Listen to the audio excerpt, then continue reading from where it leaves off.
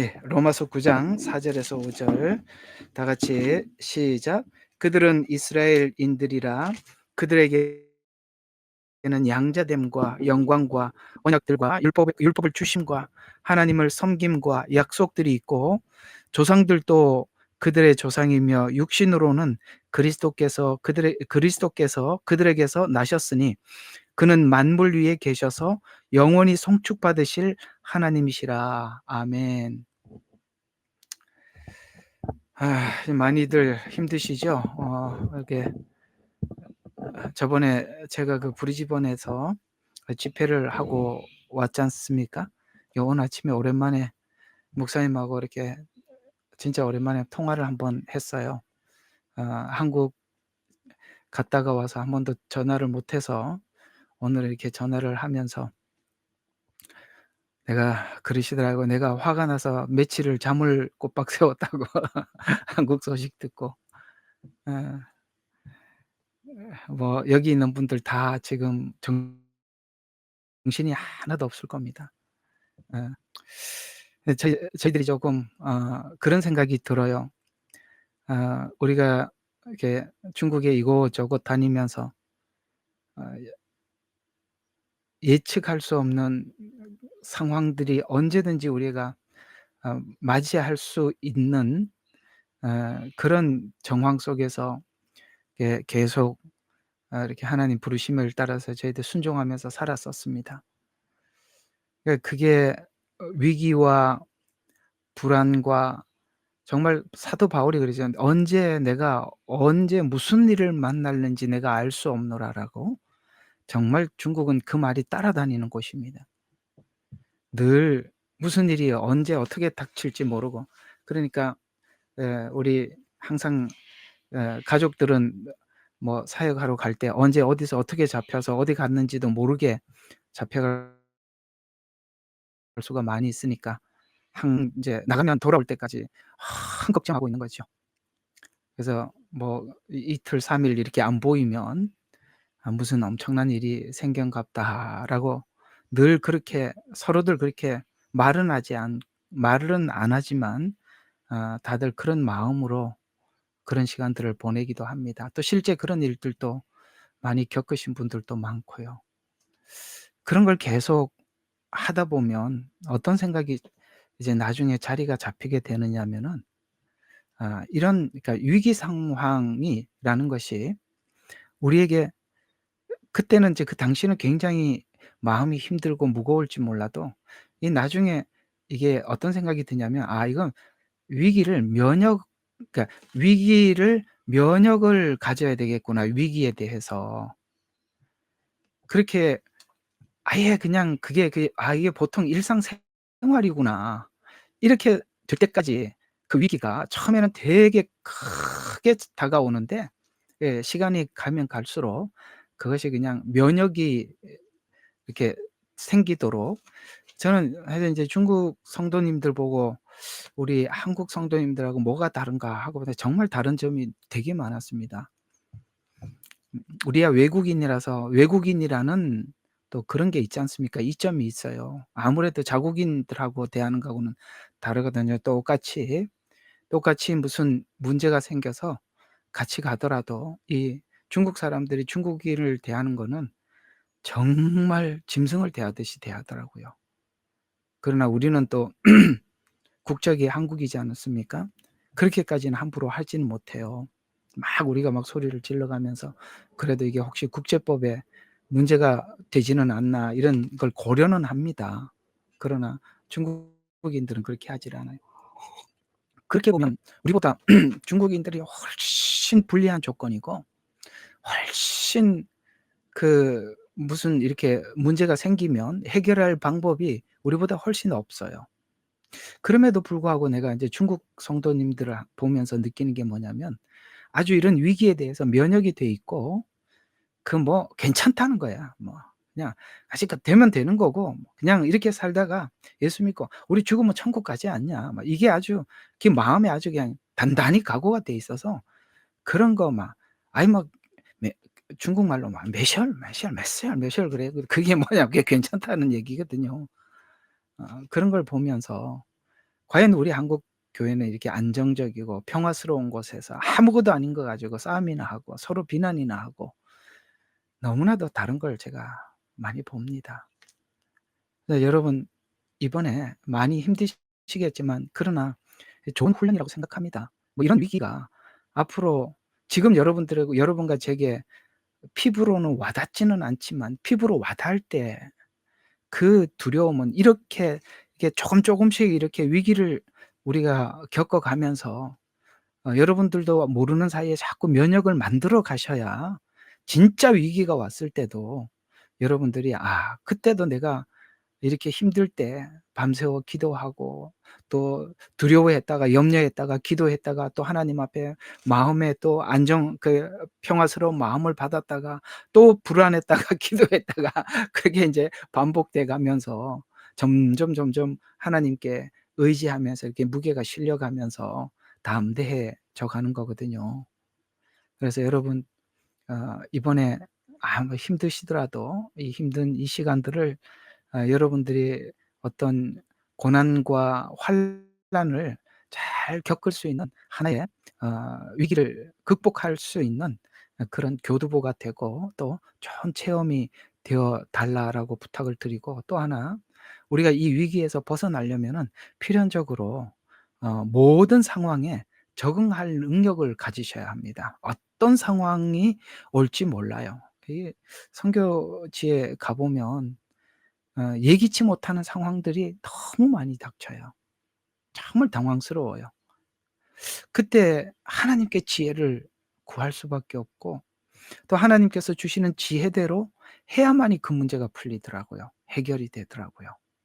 그러니까 여러분 그저 적응하려고 애를 쓰셔야지 이렇게 하면은 너무 힘듭니다. 하나님 이 상태를 계속 하나님께서 유지를 잘 해 주셔야 됩니다. 이렇게 안정적으로만 하나님께서 지켜 주셔야 됩니다. 아닙니다. 어 이 안정적으로 아시지요.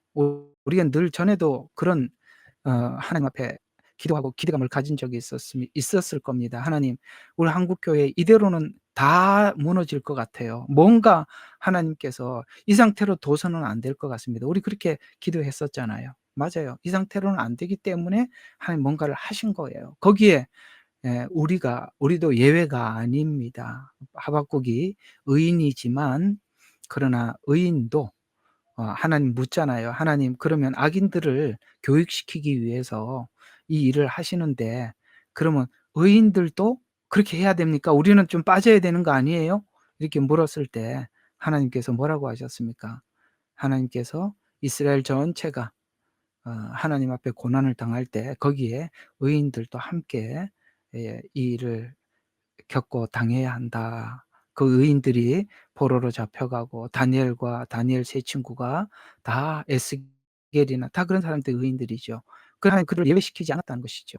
그래서 여러분 그렇게 아시고 이 상태를 유지시켜서 하나님 뭐를 할 수 있었더라면 이제 이 상태 안에서 뭐를 했겠죠. 아시다시피 이 상황을 뭔가 하나님께서 우리가 해결할 수 없는 상황으로 일을 만들어 놓지 않으면 우리가 해결할 수 없는 어떤 일이 있기 때문에 하나님께서 이렇게 하셨다라고 생각을 하시기를 바랍니다. 또 하나 여러분들이 많이 마음에 힘든 부분이 이게 제가 지금 하나님 앞에 요번에 이렇게 많이 기도하면서 또 마음엔 늘 기도하면서 또 여러분들과 함께 나눠야 될 이야기 같아서 말씀을 드리는 거니까 또 하나님께서 여러분들에게 기도했던 가운데 주시는 응답이 '여기에 있겠구나.'라고 생각하고 들으시면 될 것 같아요.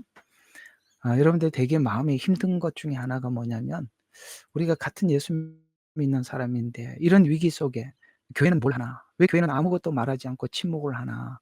왜 옳은 말을 하는 사람이 방송국도 없고' 이게 뭐 '별의별 사람들이 믿었던 사람들이 전혀 아니구나.' 뭐 이런 걸 우리가 많이 경험하면서 막 마음속에 분노도 치밀어 오르고 별 생각이 다 나겠지만 성경은 그렇게 말씀을 하셨다는 걸 기억하시기 바랍니다. 마지막 때 하나님께서 진리의 사랑을 받지 않는 사람, 이 진리의 사랑을 받지 않는 사람이라는 말의 뜻은 하나님의 복음을 성경은 읽어도 그 복음을 복음답게 그 안에 정말 하나님의 그 사랑, 진리의 사랑, 복음을 받지 않는 사람들에게는 하나님께서 아주 미혹의 영을 아주 부어 주셔서 뭘 해도 믿지 못하고 이 거짓말하는 거를 철저하게 믿고 따라가게 만들어서 결국 멸망하게 하기 위함에, 그래서 마지막 때 하나님께서 미혹의 영을 아주 강력하게 보낸다고 하셨지 않습니까? 눈을 똑바로 뜬, 아니 그 미혹을 안 받더라도 사람이 정상적인 사고만 해도 이런 도둑놈들이잖아요. 어디를 봐도 그 입 말하는 입을 보고 했던 행동들을 봐도 사람들이 누가 봐도 그건 아닌데 그걸 그렇게 그게 우리 대한민국을 새롭게 할 사람들이고 우리 대한민국의 미래고 저게 진짜 정의고, 휴, 그게 진짜 누가 아니죠. 정의로운 사람이 와서 그런 말을 하면 그래, 그 정의가 있긴 있겠구나 하겠지만 어쩌면 이게 우리 한국 교회와 우리 한국 사람들의 영적 수준인 것 같아요.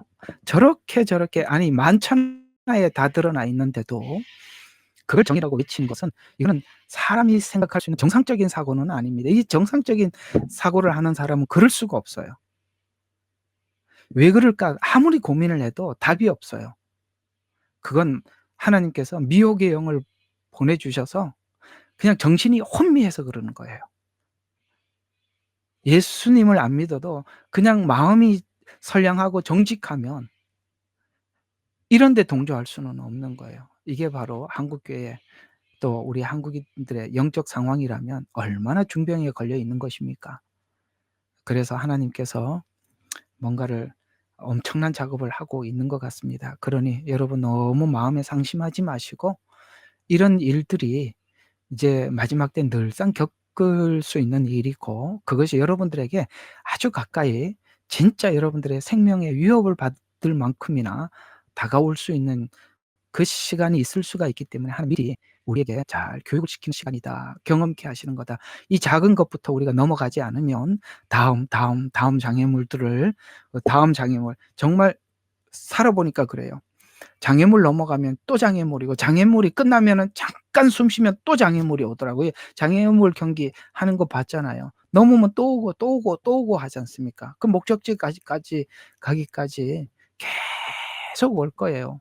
우리가 자꾸 이렇게 바울이 말한 것처럼 어떤 상황에도 우리가 처할 수 있는 그냥 어디다 갖다 놔도 거기에 잘 적응할 수 있도록 그렇게 여러분들이 훈련되어 나갔으면 되겠습니다. 많이 힘드실 텐데 제가 좀 이렇게 힘든 시간에 힘들수록 여러분들에게 권하는 것은 그래도 우리 여기 있는 여러분들 좀 힘드시면 또 지역에 또 모임도 함께 하셔서 서로 이 어려운 힘든 이야기들 나누고 함께 기도하면서 그렇게 서로가 격려하시고 또 위로가 되어 주십사라고 한 번 더 부탁을 드리면서 오늘 로마서 9장 말씀을 드리도록 하겠습니다.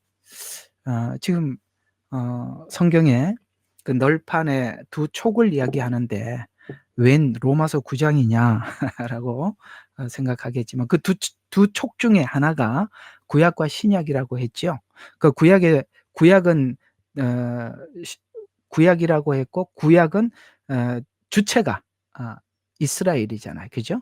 신약은 주체가 교회지만 구약의 주체는 이스라엘입니다. 그래서 오늘 성경에 이렇게 이스라엘이 빠지게 되면 성경을 보는 한 축인 이스라엘이 빠지게 되었을 때 생기는 문제들이 어떤 문제들이 있는가라고 그 문제를 좀 다뤄보도록 하겠습니다.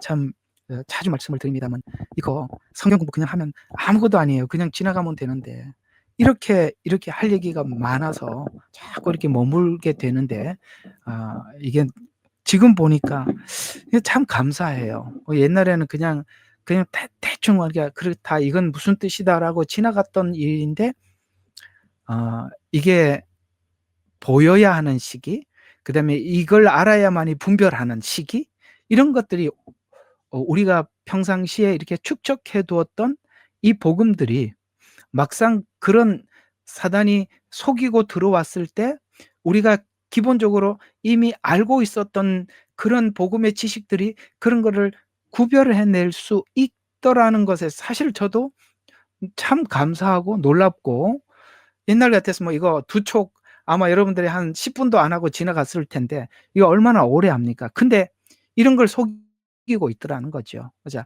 그래서 만약에 이게 속게 되었을 때 어떤 문제가 생기느냐. 지금 현재 그것 때문에 생긴 문제들이 많으니까 그걸 같이 에, 생각해 보도록 하겠습니다. 그러고 보니까 공유를 안 해놔서 여러분들이 이렇게 눈을 열심히 이렇게 보고만 있군요. 이제 여기 이제 공유를 해놨습니다. 자, 보면 구약의 예언 없이 신약만 가지고 있으면 신약은 신화가 되죠. 신화. 오늘 여기 금방 읽었던 말씀을 한번 보십시다. 그들은 이스라엘이라. 자, 이 구약을 한번 생각해 보면서 오늘 말씀을 생각해 봐요. 자, 그들에게는 양자됨이 있고 영광이 있고 언약이 있고, 자, 율법이 있고 하나님을 섬김이 있고 약속이 있고 예수님이 거기서 오셨어요. 그러면 신약은 구약에 있었던 언약 위에 완성된, 그러니까 언약이 완성된, 완성을 눈으로 본 것이 신약이죠. 그러면 언약이 없이 완성된 실체가 있으면 이런 게 뭐냐면 이런 게 신화라고 그러는 거예요.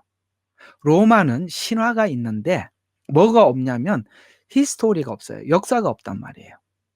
히스토리가 없고 히스토리 안에 언약이 없어요. 그러니까 사람이 만들어내죠. 그게 만약에 구약 없이 신약이라면 신약은 신화가 돼버리죠. 그다음에 율법 없이 은혜를 공포해버리면은 은혜는 실체가 없는 뭔가가 돼버리는 거예요. 왜요? 율법 때문에 은혜의 필요성을 느끼게 되었고 율법 때문에 은혜를 기다리게 되었잖아요. 그래서 율법이 설명되었기 때문에 은혜의 가치가, 은혜의 가치만큼 은혜의 가치를 우리가 이해하게 되는 것이죠.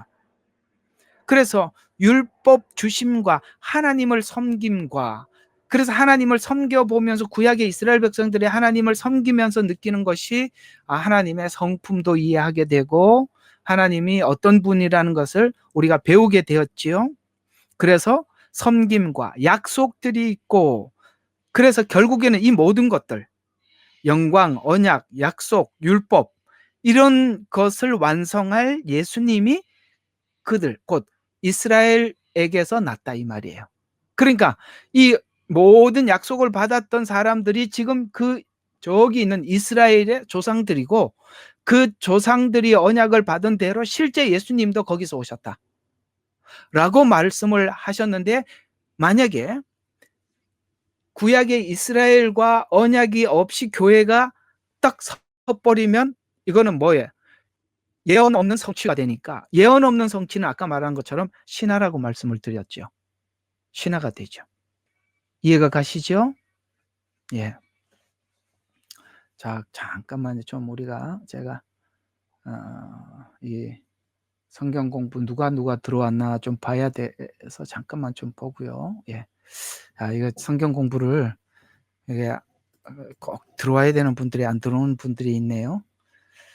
자, 계속 한번 보겠습니다. 그래서 지난 시간에는 여러분들과 함께 대체 신학의 출발로 시작된 신학의 변천사에 대해서 한번 쭉 말씀을 드렸었고, 이번 주에는요, 왜 성경을 잘못 해석하는지 살펴보고, 대체 신학에 대해서, 대체 신학이라고 한다면 여러분 이스라엘을 교회가 대체했다는 걸, 아까 쉽게 말해서 그 두 촉 위에 기둥이 서 있다고 그러는데 그 축의 하나를 빼버린 것이 대체 신학이잖아요. 교회가 그 기초라고 이렇게 돼버리는 거잖아요. 그래서 이 부분에 대해서 한번 생각을 해 보자는 것이죠. 자, 그러면 이런 현상을 보고 있으면, 자, 우리가 조금 이런 걸 한번 생각해 보자고요. 구약에서는 심판을 앞에 둔 상태에서 거짓 선지자들의 활동이 다수였고, 요거는 내가 조금 아까 조금 말씀드렸던 이야기를 하려고 했던 거를 좀 그러니까 요거 좀 지나가서 나중에 좀 이야기합시다. 그러면 주제가 좀 달라지니까. 자 그러면 요걸 한번 봅시다. 여기서부터 봐요. 자 오늘 이 단순해 보이는 이 그림 아까 그 두 개의 받침 그림은 성도가 무엇을 기준으로 구약과 신약에 대해서 볼 것인가에 대해서 그 중심에 이스라엘도 아니고 교회도 아니고 예수 그리스도의 구속이 그 중심이라고 그림을 보여주고 있다는 거예요. 그러니까 이런 거예요. 두 촉은 구약과 신약 위에 이 기둥은 뭐냐? 예수 그리스도를 믿는 믿음 위에 우리의 신앙이 서 있단 말이에요.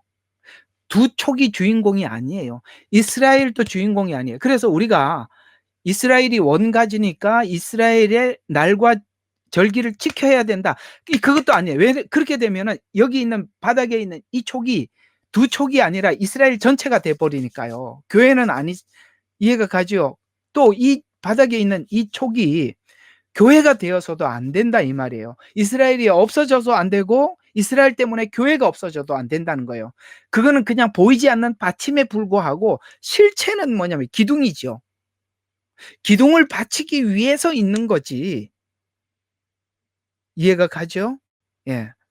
기둥을 받치기 위해서 있는 거예요. 대체 신학이 그 기초가 이스라엘만 되어서도 안 되고 교회만 되어서도 안 된다 이 이야기입니다. 예.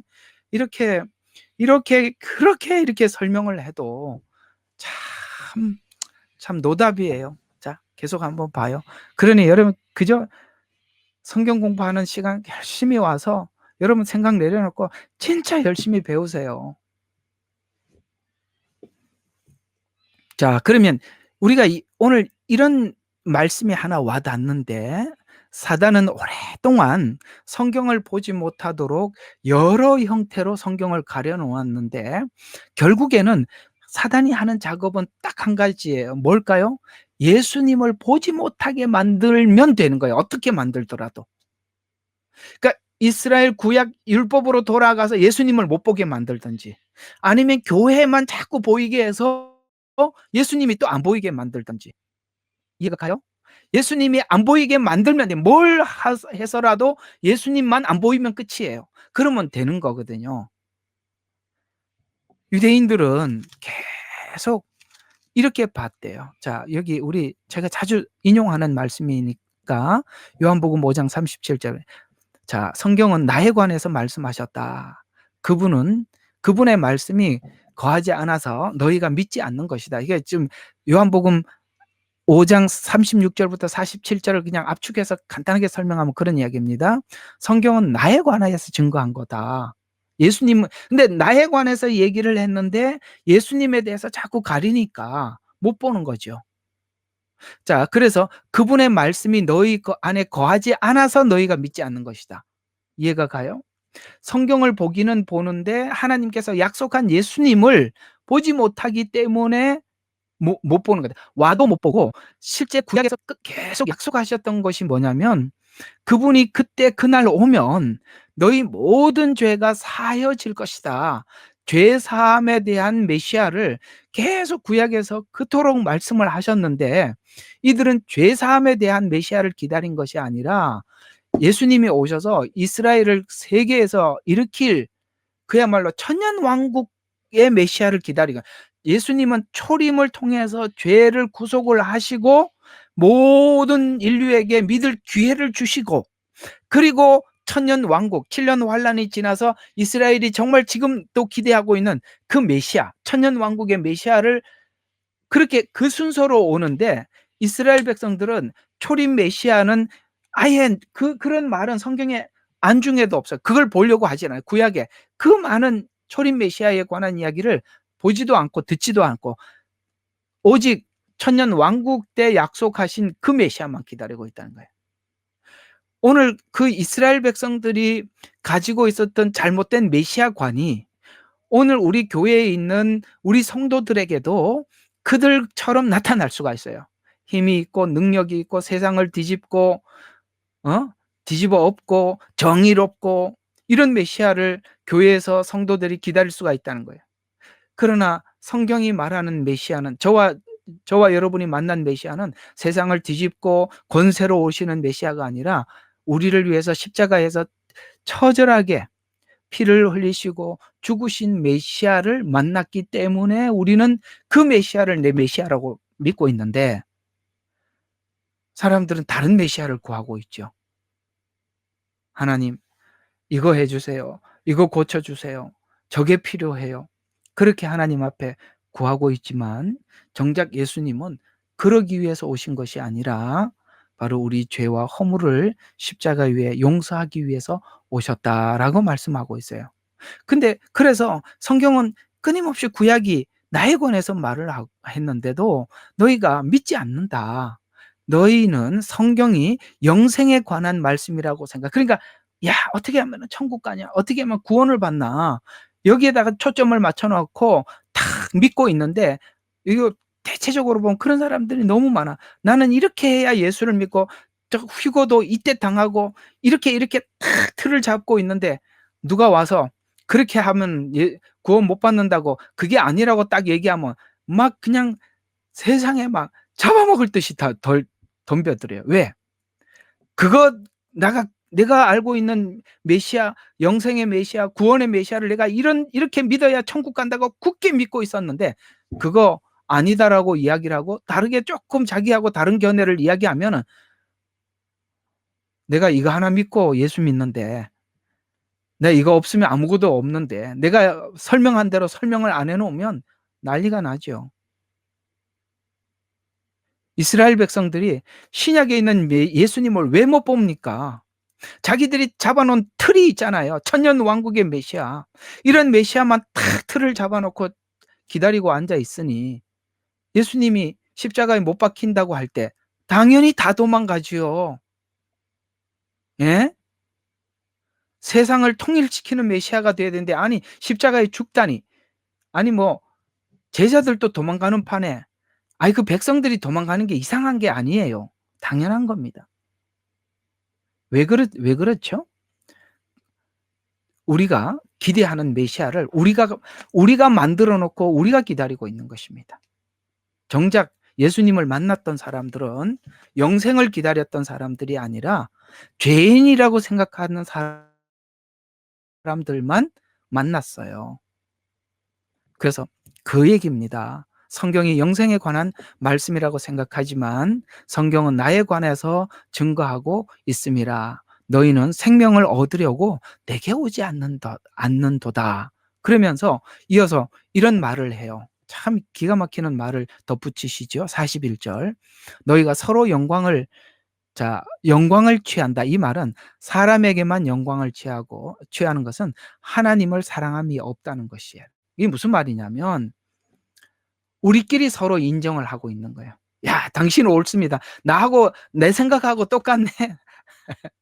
당신이 설명하는 그 구원에 대한 이야기하고 나하고 같네. 어이구, 당신만 옳아. 그러니까 서로 간의 영광을 취하고 있다면, 우리끼리 맞으면 다 맞냐 이 말이에요. 자, 물어볼게요. 우리끼리 맞으면 다 맞는 거예요? 참, 내가 정말 정말 닭을 키워봐도 정말 닭도 사람보다 머리가 낫더라. 어? 우리는 우리끼리 맞으면 다 맞대.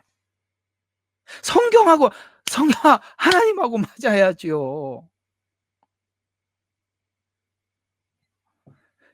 제일 무서운 게 뭐냐면 사람에게 영광을 취한다는 거예요. 오늘 예수님이 그걸 지적하는 거예요.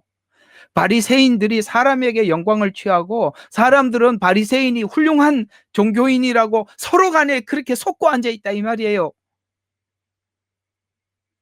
그래서 사람에게만 하는 것은 바로 하나님을 사랑함이 없다는 것이라라고 예수님이 딱 정확하게 지적하고 있어요.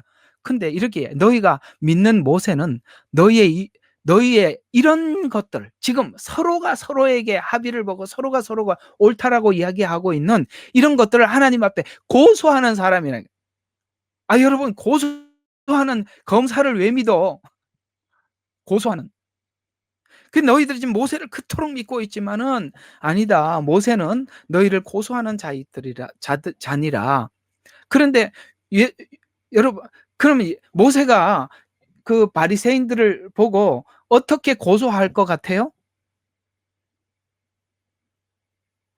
자, 한번 생각해 봐요.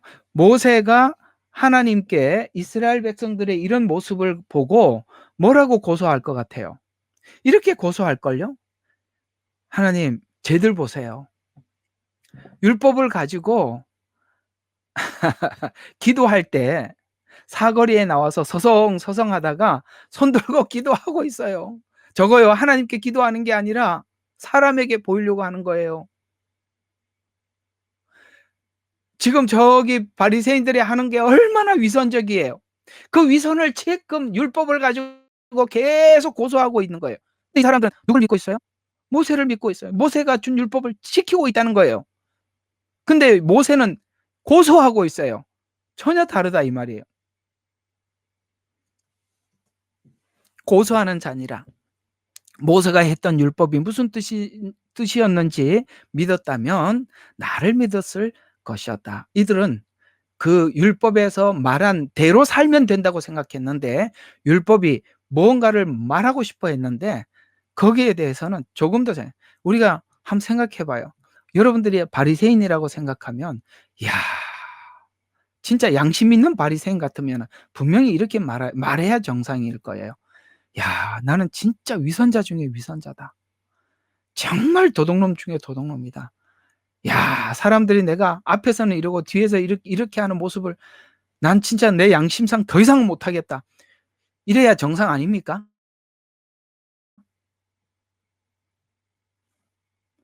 요새 진짜 우리나라 돌아가는 거 보면 딱 바리새인들하고 전혀 다르지가 않아요. 복음을 율법을 그대로 복음 그대로 받았더라면 그 율법 앞에 정직했더라면 이 팔복 같은 애통한 마음을 가지고 주님, 나는 율법을 주셨는데 나는 아무리 지키려고 해도 위선자밖에 안 되니 하나님 보내주셔서 우리를 구원하시고자 하는 메시아를 기다립니다 하고 애통하는 마음을 가지고 기다렸을 텐데 그래서 예수님께서 이 땅에 오셔서 앞에 율법을 주었기 때문에 팔복을 말할 수 있었던 거예요. 이 팔복은 구약을 모르면 이 팔복 자체가 해석이 안 되는 거예요.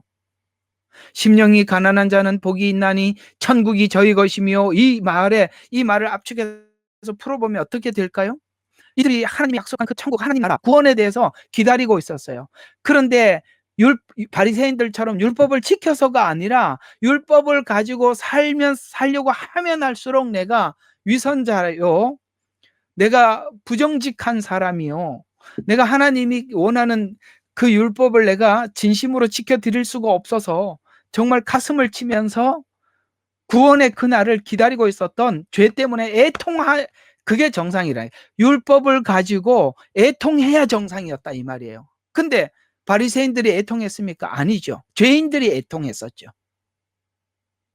그래서 이 팔복은 율법을 어떻게 받느냐에 따라서 아무 감각이 없거나 율법을 어떻게 받느냐에 따라서 이것이 우리에게 예수님을 보는 울림이 되는 거예요.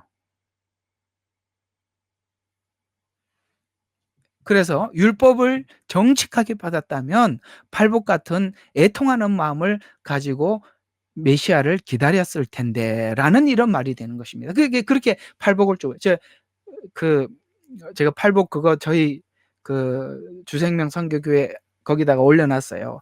마태복음 강해 쭉 있으니까 거기 쭉 하나하나 다 했습니다. 팔복 8시간 다 했습니다.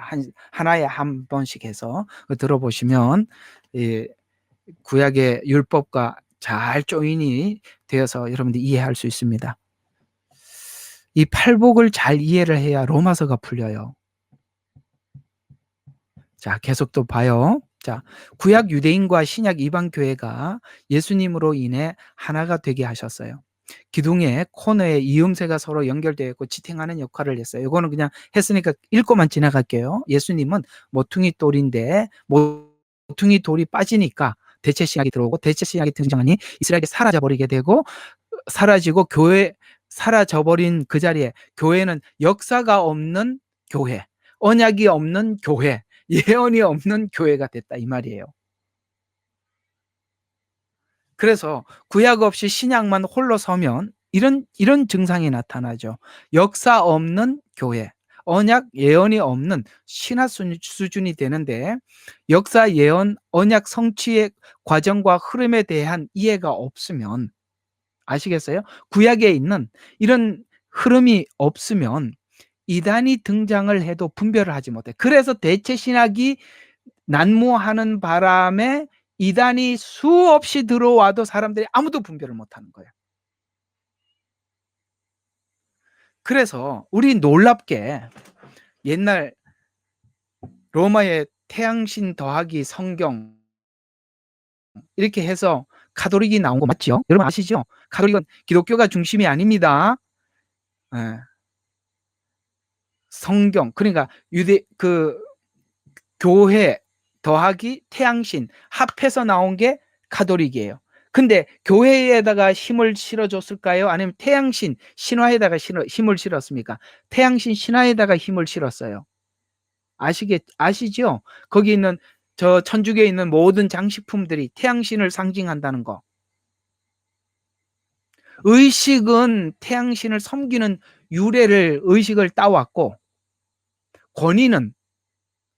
권위는 사도들의 권위를 따온 거예요. 아주 잡동사니입니다. 그런데 왜 그런 게 나왔는데도 몰랐을까? 대체 신학이 빠져버렸으니까. 신화를 가지고 기독교를 짬뽕을 시켜도 이렇게 막 섞어놔도 몰라. 신천지가 와도 알아먹나? 네? 어제 누가 우리 방에 있는 여기 있는 분들이 소개를 시켜주시는데 어떤 남자 이야 진짜 정신병자가 뭘 하는 걸 보니까 구독자가 24만 명이 돼. 정신병자 완전히 정신병자인데 나는 그게 그렇게 보이니까 이제는 마음이 자꾸 이렇게 내려놔지더라고. 이게 지금 한국교회 영적 수준이구나. 신천지가 영적 수준이고 옛날에 시스터진가 그 이상한 여자 있잖아요. 예, 거기에다가 그 박혁이라는 이런 사람들 이게 막 이런데 확 몰려다니는 거 보면 정말 야 이게 정말 아니구나. 그렇게 이렇게 성경 공부 모이고 저는 한번 생각해봐요. 주일날 30분 설교하는 거 듣고 어떻게 이런 걸 다 알겠어요. 무리죠. 말도 안 되는 거예요. 그게 넘어가는 게 당연한 거예요. 안 그래요? 설교 30분 듣고 뭘 하겠습니까? 요즘은 30분 지나면은 축도하기 전에 축도하고 눈 뜨면은 막 줄 일어나서 다 나가고 있다고 그러던데요. 맞는지 모르겠어요.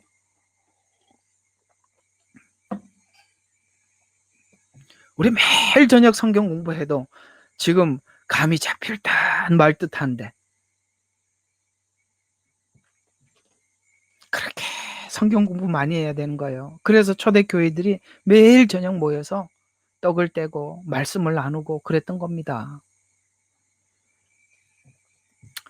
자, 그래서 유대인과 이방인의 하나됨의 중심에는 예수님의 모퉁이 돌 역할을 의미하는데 교회는 유대인과 이방인이 하나가 된 자리고 여기에 하나라도 빠지면 다른 내용이 만들어집니다. 유대인도 더 이상 율법으로 나가지 않고 오직 예수님을 믿는 믿음으로 나가게 됨을 의미하고 이방인도 유대인의 언약 안에 하나가 된단 말이야. 이해가 가요? 자꾸 뭘 유대인을 중심으로 풀려고 하지도 말고 교회를 중심으로 풀려고 하지 마라 이 말이에요. 예수님을 보라 말이에요. 예수님은 그 둘을 어떻게 묶어놨는지 보라는 거예요. 자, 세대주의는 율법과 복음을 나누어서 구약의 율법을 단지 율법 시대라고 규명을 해서 신약은 은혜 시대라고 하며 이미 지나간 시대, 구약은 지나간 시대라고 해서 구약과 율법을 자꾸 나누려고 하는 이 시도. 그러나 율법을 모르면 은혜를 모르게 되어 있는데 시대별로 나눔으로써 상호 간의 관계를 설명해내지 못하는 거예요. 저번에 엊그제 설명했던 어떤 부분에서는 조화가 되고 어떤 부분에서는 대척점에 서 있는 참, 예, 그런 것들 말이죠. 그런 이야기들. 예.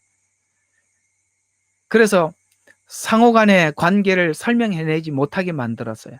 구약이 긴 역사를 통해서 설명했고 신약은 긴 역사가 무엇을 뜻하는지 설명해 낸 것입니다. 긴 역사가 뭘 설명했던지를 신약에 그 신약이 설명해 내는 것입니다. 그래서 구약이 길어야 하는 이유는 신약의 답을 위한 것입니다.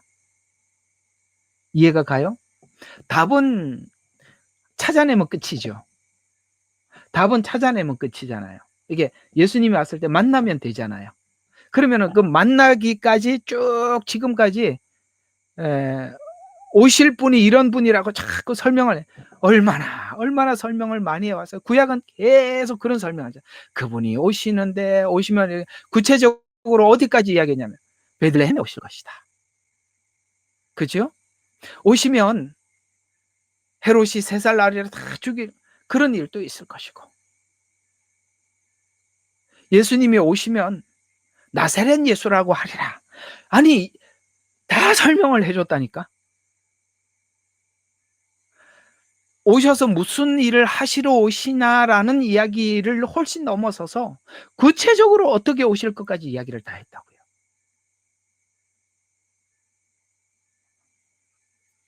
그럴 만큼 성경은 예수님의 구약을 통해서 긴 역사를 통해서 예수님을 설명해놨다. 그래서 구약은 길 수밖에 없는 것은 히스토리가 짧으면 사람이 만들 수 있어요.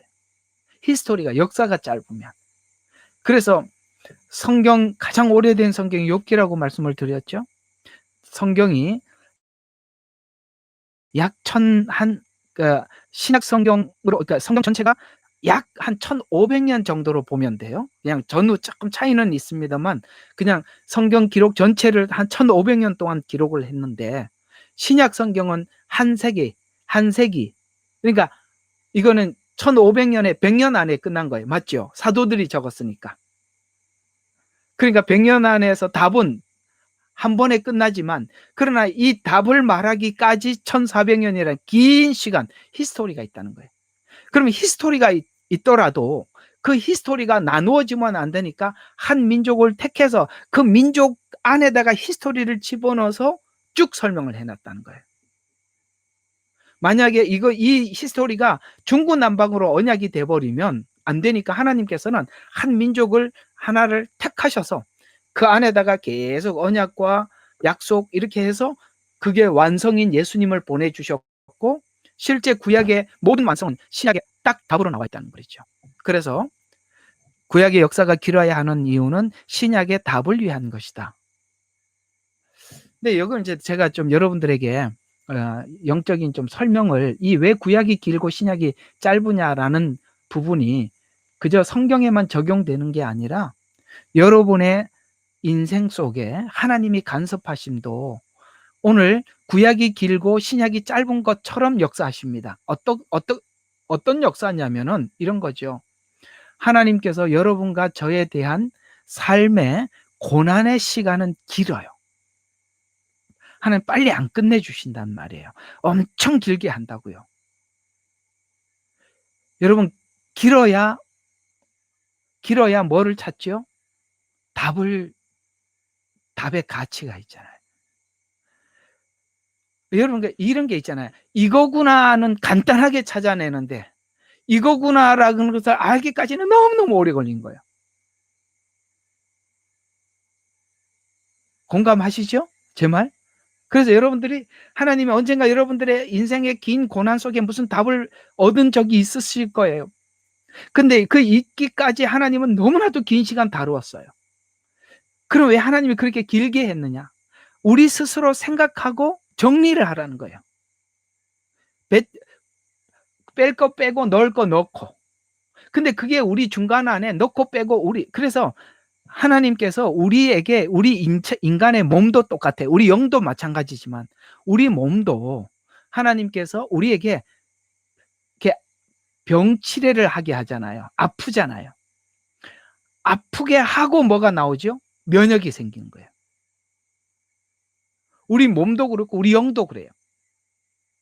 그래서 긴 시간 고민을 하고 답은 간단해. 그거 하나 얻으려고 그렇게 길게 오는 거예요. 욥이 그 시간이 너무너무 힘드니까 뭐라고 해? 그냥 막연하게 하나님을 향해서 답을 구하는 거예요. 내 시작은 미약하였으나 분명히 창대하는데 창대할 거야. 근데 그 창대가 뭐 어떻게 창대해 가는지는 모르겠어. 근데 그가 가느다란 어떤 하나님 앞에 소망을 가지고 왔다가 문이 열렸는데 문이 확 열려버리니까 앞에 빛이, 엄청난 빛이 있는 거예요. 그게 하나님이 일하시는 방식이에요. 우리는 마치 아주 캄캄한 터널에 어디로 가야 할지, 왔던 대로 다시 되돌아가야 하는지, 그래서 출발한 지역으로 뒤돌아가는 사람도 있어요. 뒤돌아갔다가 아이고 아닌 게벼 하고 또 다시 오고. 그래서 막 이 성도들의 신앙생활의 상태들을 보면 아주 가지각색이에요.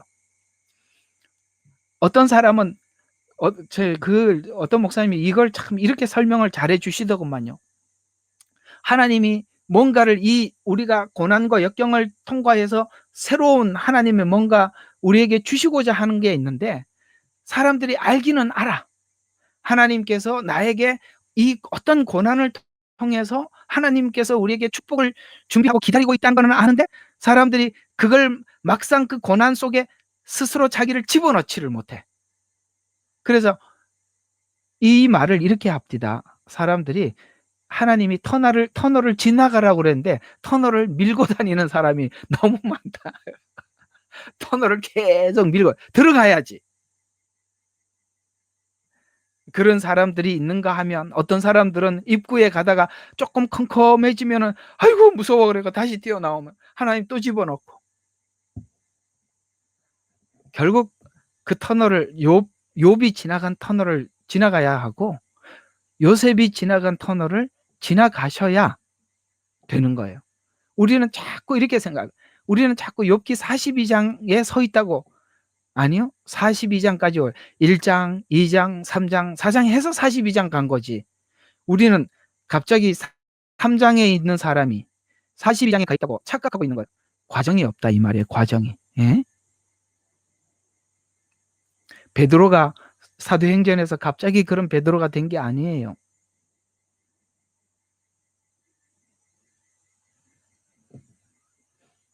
그래서 하나님께서 우리가 원치 않는 곳으로 나를 데리고 가는 거예요. 원치 않는 곳으로. 우리가 원하는 대로 데리고 간 적이 별로 없잖아요. 그래서 우리 성도의 삶에서 구약적 삶이 길어야 돼요. 구약적 삶이 길다는 것은 율법적으로 하나님 앞에 똑바로 해보는 거야. 네, 똑바로 해서 무너져 봐야 되는 거야. 내 의지로 해서 무너져 봐야 되는 거야. 아, 아니구나. 하나님의 사랑의 에너지가 되지 않은 거는 또 무너지는구나. 그래서 또다시 그 은혜 안에서 우리를 새롭게 만들고, 은혜 안에서 새롭게 만들고, 그걸 만들어내는 게, 그러니까 만드는 게 우선이 아니라 은혜 안에서가 우선이라 이 말이에요. 근데 우리는 자꾸 만들어서 내놓으려고 그러죠. 제가 글 한번 올렸죠. 그거는 내가 만든 신부고, 예수님의 피로 만든 신부는 예수님이 만들어준 신부예요. 무슨 신부 단장을 그렇게 스스로 하시려고 하십니까? 자, 그래서 이야기들을 정리해보면 이 문제는 대체 신학을 만들어서 유대인 시대에서 교회 시대로 이해하게 하여 언약의 주체를 교회로 규정하게 되어서 현재 신학은 이 바탕 위에 이해하고 있기 때문에 어떻게 해석하더라도 그 해석은 성경의 해석과 맞지 않게 돼 있다 이 말이에요. 요한계시록 아무리 풀어봐야 구약의 예언서 모르면 다 허당이에요. 신약에 있는 복음 아무리 설명해봐야 모세오경 모르면 완전히 꽝이라고. 은혜 아무리 설명해봐야 율법 모르면 은혜 설명할 길이 없어요. 은혜 아무리 설명해봐야 율법 설명하지 않으면 사람들이 이상한 은혜를 가지게 돼요. 이렇게 둘은 날개와 같다. 비행기 날개와 같다. 그 중에 하나가 빠지면 어떻게 비행기가 날겠습니까? 그래서 어떻게 해석을 하든지 그 해석은 성경과 맞지 않아요. 대체 신학이 치명적인 이유는 이스라엘이 교회로 대처되면 아까 원인과 과정 없는 교회가 탄생하게 되고, 원인과 과정이 없는 교회는 신화적인 교회가 되고, 그래서 사람들이 뭔가 하나님을 믿고 싶은데 신약 안에서만 자꾸 믿으려고 하니까 마음이 불안한 거예요. 왜 불안하냐면 결론은 알겠어. 예수님 내 구주라는 걸 알겠는데 왜 내 구주냐 이거지. 왜? 그걸 구약에서 설명을 하는데, 구약에 있는 레위기를 모르는데, 제사를 모르는데, 성막을 모르는데 어떻게 알겠어요? 여러분, 이 구약의 모세오경이 얼마나 중요한지 몰라요. 그래서 사람들이 결과만 알고 있으니까 불안한 거예요. 원인과 과정이 없는 교회는 역사가 없는 교회가 되고, 예언과 성취가 없으면 뭐가 없어지느냐면 성경을요 굉장히 이성적으로 보게 돼요. 왜냐하면 우리가 예언과 성취, 예언서를 배우면서 우리에게 생기는 게 믿음이라고 그랬죠. 예언서를 통해서 계속 확인하는 게 뭐냐면 하나님이 예언하고 성취하고 예언하고, 우리가 그걸 계속 눈으로 본단 말이에요.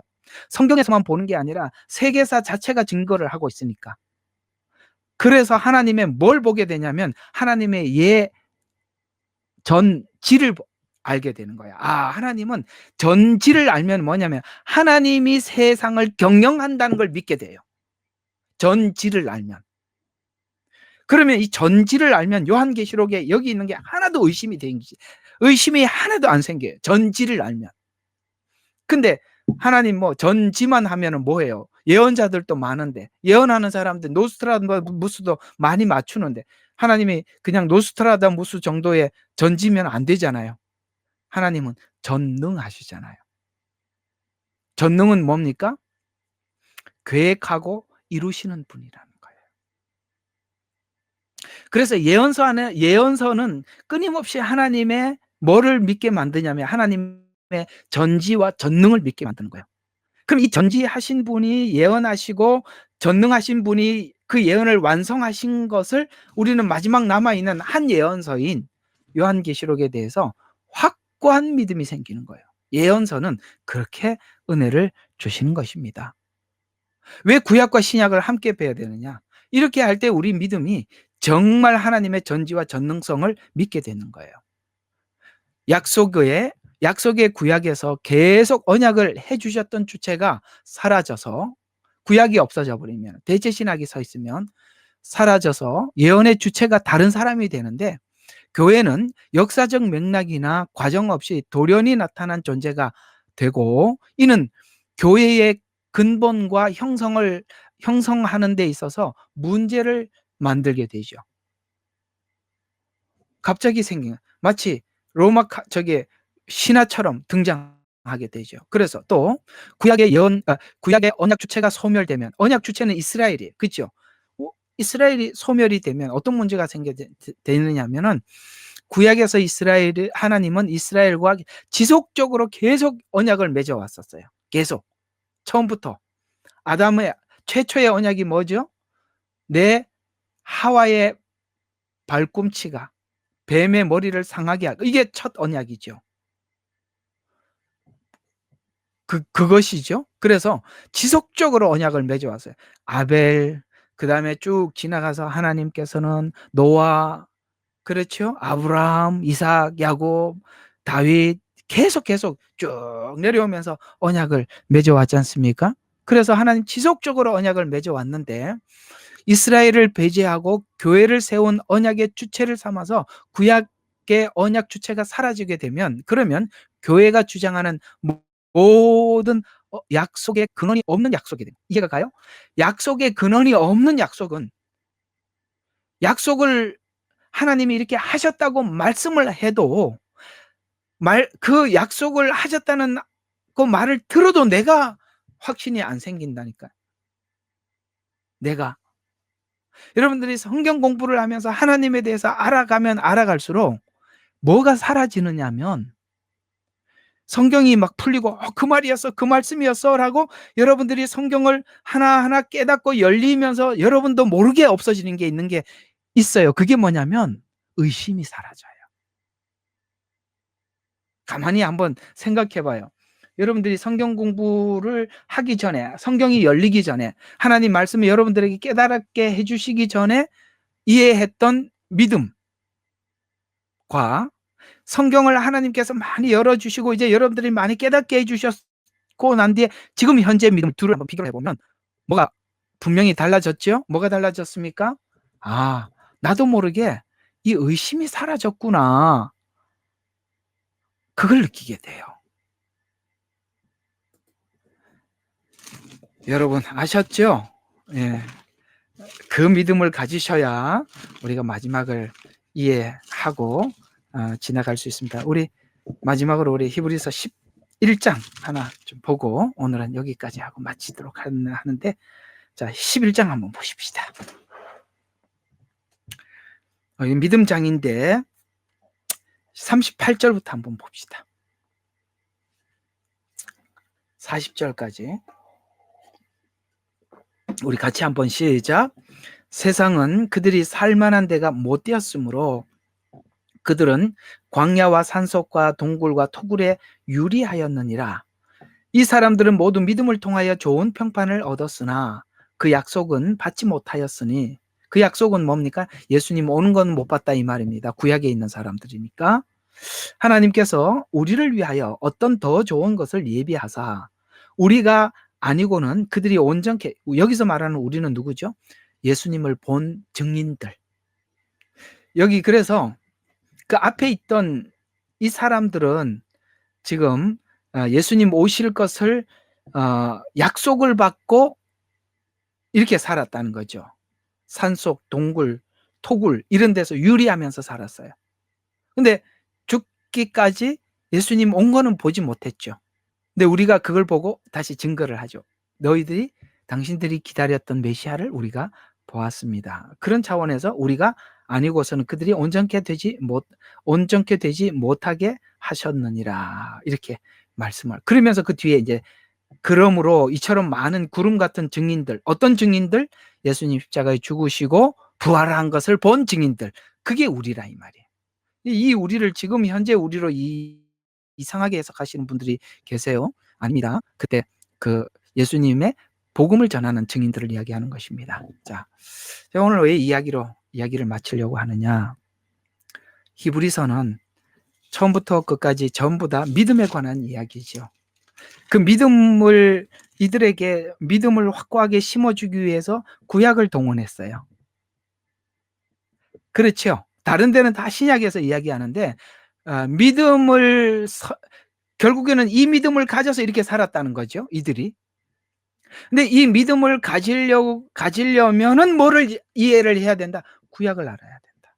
그러니까 믿음은 어디서 나와요? 신약에 있는 예수님을 본 믿음은 어디서 나와요? 구약에서부터 믿음이 생기는 거야. 원인이 뭐고 어떤 과정을 거쳤으며 그 원인과 과정의 결과인 예수님을 맞춰볼 때 그때서야 믿음이 생기냐. 신약 홀로, 교회로는 믿음이 안 생긴다 이 말이에요.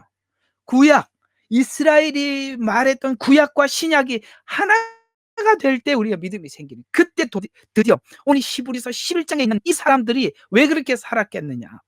근데 지금 히브리서가 우리에게 책망하는 게 뭐냐면, 이들은 보지 못하고도 이렇게 살았는데 너희들이 본 증인들을 통해서 들었으면서도 살지 못한다면, 구약의 사람들은 안 보고도 약속만 받고도 살았는데 너희들은 충분히 이들보다 더 분명한 증거를 가지고 있지 않느냐. 어때요? 뭐 우리나라 이렇게 뒤집어지든 말든 여러분들은 천국 백성들이잖아요. 우리는 그 약속을 분명히 붙잡고 있는 자들이요, 우리가 마지막 이 땅이 하나님 나라가 안 된다는 거 잘 알고 있습니다. 누가 왕이 돼도 다 그 사람이 그 사람이에요. 다 그게 그거예요. 저는 요즘 하나님께서 참 여러 가지로 감사해요. 뭐가 감사하냐면, 천년왕국이 공의의 나라고 정의의 나라고 아무리 설명해도 몰라. 여러분, 불공평한 걸 봐야 공의가 뭔지, 정의가 뭔지, 이 정의가 다스리는 나라가 얼마나 우리에게 안정된 나라인지 하나님의 심판은 공평한 공정한 심판이에요. 여기에 이 세상의 심판이 어디 공정해요? 다 굽어 있죠. 나라가 악할수록 재판이 굽는 거예요.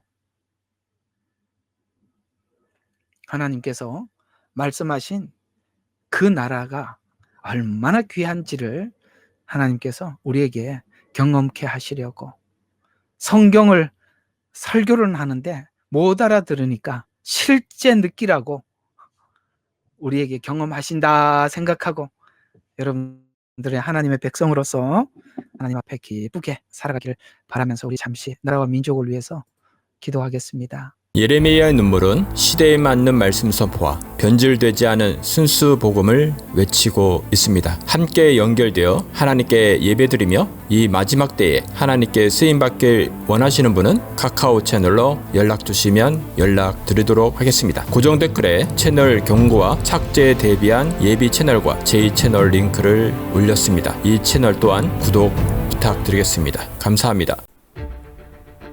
우리는 역사상 가장 중요한 시점을 지나고 있습니다. 하나님께서는 하나님의 일을 하시기 전에 사람을 준비시키셨음을 우리가 알고 있습니다. 하나님 말씀은 마지막 때에 대추수, 대부흥의 때가 있다고 분명히 예언하고 있습니다. 아멘. 하나님의 말씀이 그대로 성취될 것을 믿습니다. 예레미야 눈물은 잠자는 교회와 영혼을 깨우기 위해 노력하고 있습니다. 이 가슴 뛰는 일에 함께 하길 원하시는 분은 카카오 채널로 연락 주시기 바랍니다. 당신은 위대한 하나님의 사람입니다.